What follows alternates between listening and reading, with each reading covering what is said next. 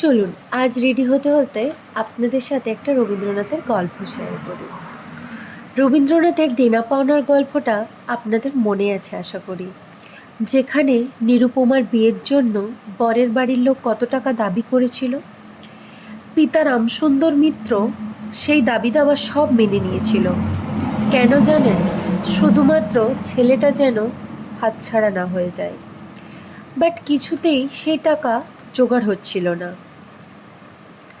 বাধা দিয়া বিক্রয় করিয়া অনেক চেষ্টা তো ১,০০০-৬,৭ বাকি রয়েই গেছিল।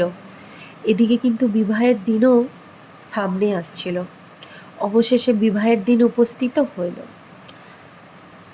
কিছুতেই কিন্তু টাকা জোগাড় হচ্ছিল না। বাট বিবাহের দিন বাকি টাকাটা ধার দিতে স্বীকার হয়েছিল একজন, কিন্তু সে সময় উনি উপস্থিত হইল না। বিবাহ সবাই তুমুল গোলমাল বাঁধল। রামচন্দ্রর আমাদের রায়বাহাদুরের হাতে পায়ে ধরিয়া বলিলেন, বিয়েটা হয়ে যাক, আমি সব টাকা শোধ করিয়া দেব। কিন্তু ছেলের বাবা রাজি হলো না। নেক্সট পার্টটা আমি নেক্সট ভিডিওতে শোনাবো। আজকের মতো এতটুকুই। আবার নেক্সট ভিডিওতে দেখা হবে। টাটা।